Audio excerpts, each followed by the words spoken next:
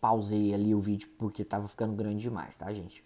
Então, a descentralização, ela pode se dar tanto, né, descentralização por outorga legal, que é aquela autorizada, né, ali por lei, que é da administração direta para indireta, e existe a descentralização por colaboração, descentralização contratual, que é feito por meio de delegação de serviços públicos, né, tanto pela concessão de serviço público que se dá, né, para pessoas jurídicas ou pela permissão de serviços públicos que ali pode se dar ali para pessoas jurídicas ou para particulares, beleza? Agora, importante saber que a descentralização ela envolve, né, pessoas diferentes, né, pessoa jurídica para pessoa jurídica ou pessoa jurídica para particulares.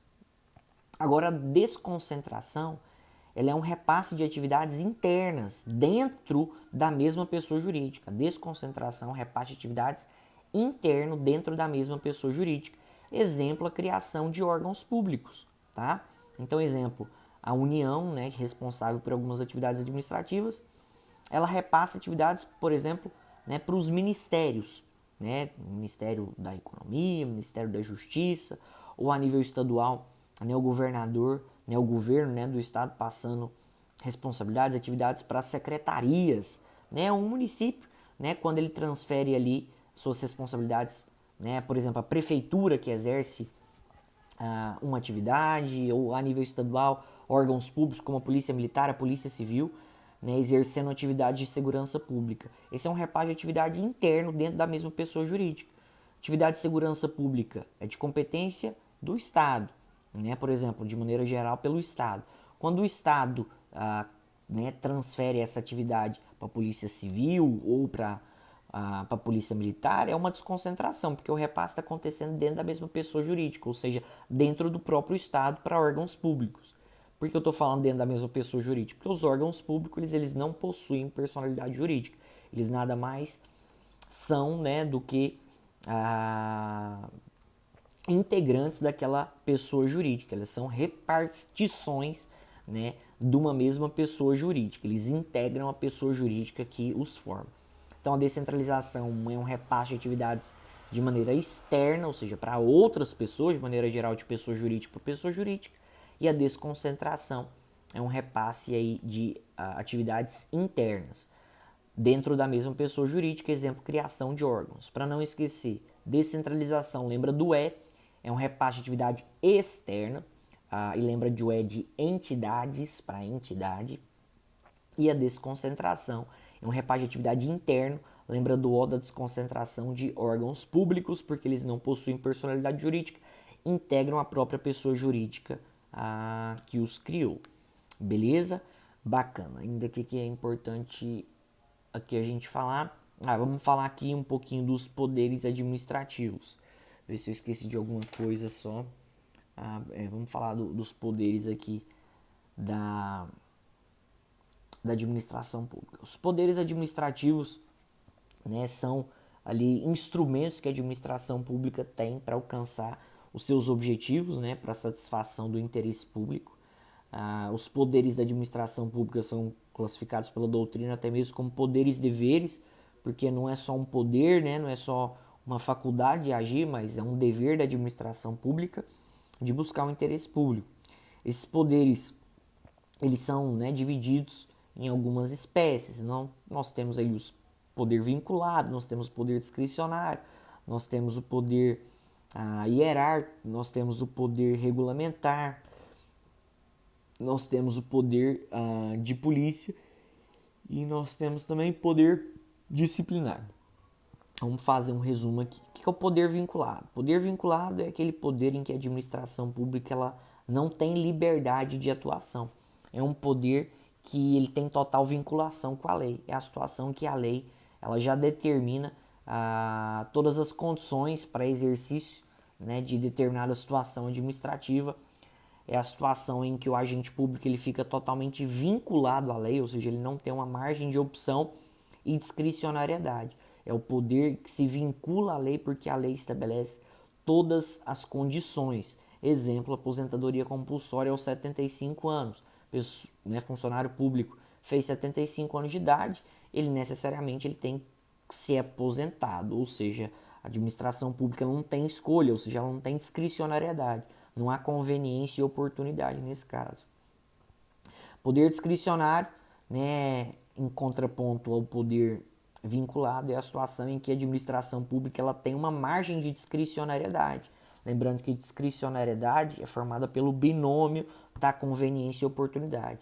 É a situação em que a administração pública ela tem uma margem de atuação maior, ela tem uma liberdade de atuação, ela pode exercer um juízo de valor, tá? Ou seja, a administração pública age de acordo com a sua conveniência, de acordo com a sua oportunidade. O agente público e a administração pública têm essa liberdade de atuação.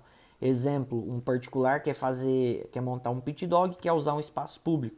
A administração pública tem, né, que conceder essa autorização? Não, a administração pública ela não é obrigada, ela concede se ela quiser, ou seja, se for interessante, se for conveniente para ela. Nós temos poder disciplinar, que é o poder que a administração pública tem de punir, de aplicar sanções às pessoas que estejam vinculadas à administração pública. Ou seja, o poder disciplinar é o poder de aplicação de penalidades internas, ou seja, penalidades administrativas que a administração pública tem de aplicar em relação aos servidores públicos ou a particulares que têm algum tipo de vínculo específico à administração pública. Ou seja, um funcionário público, né, imagina que um delegado ou um policial federal faltou ao serviço várias vezes de forma injustificada. O que a administração pública pode fazer nesse caso? Ela pode aplicar penalidades administrativas, uma advertência ou uma suspensão. Lembrando que esse poder disciplinar ele também se estende a quem não é servidor público.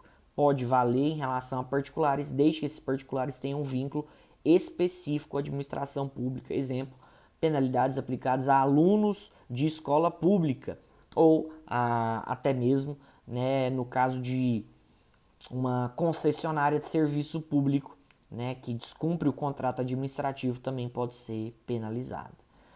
Nós temos o poder hierárquico, que é o poder hierárquico, é aquele poder utilizado para que a administração pública possa realizar a estruturação administrativa, é o poder utilizado para que a administração pública possa dividir e escalonar funções, é o poder em que a administração pública pode rever a atuação dos seus agentes, é o poder utilizado para delegação de competências, ou seja, e aí a gente lembra que a delegação e a avocação estão dentro do poder hierárquico, lembrando a diferença da delegação, que é uma transferência de competência de uma autoridade para outra autoridade, podendo ser do mesmo nível hierárquico ou para nível hierárquico inferior, e a avocação de competência é o chamamento de competência pela autoridade superior. A avocação de competência é uma transferência de competência necessariamente para a autoridade hierarquicamente inferior para superior. A superior chama para si a competência da inferior. Isso integra o poder hierárquico. Nós temos o poder regulamentar, que é o poder em que a administração pública tem de regulamentar a lei, ou seja, é o poder que a administração pública tem, né, de cumprir fielmente, né, a execução de uma lei. Imagina que tenha uma lei que dispõe sobre determinada situação, só que essa lei não dispõe de maneira, né, clara, né, ou seja, a lei ela não explica como que ela vai ser executada. Então, o poder regulamentar ele surge justamente para isso, né, para regulamentar, ou seja, para mostrar como que a lei vai ser aplicada. Exemplo, né, claro disso aí são os decretos, tá? Poder de polícia. O que é o poder de polícia? É o poder que a administração pública tem de restringir, frenar, condicionar ou limitar os interesses e as atividades privadas em prol do interesse público, tá? Exemplo, uma multa de trânsito, a interdição de um estabelecimento comercial, a apreensão de mercadorias que estão vencidas, beleza? Acho que eu falei de todos os poderes aqui. Gente, então basicamente essa foi uma revisão. Tentei fazer uns vídeos mais curtos, mais sucintos aí para que, né, vocês possam lembrar. Enfim, as provas vão ser online, né? Não sei como é que vão ser, eu acho que vai ser uma novidade para todo mundo, mas tenho certeza que todo mundo vai sair super bem. E qualquer coisa que precisar, estamos à disposição, tá bem? Fiquem com Deus, Deus abençoe, tudo de melhor. Abração, fica com Deus.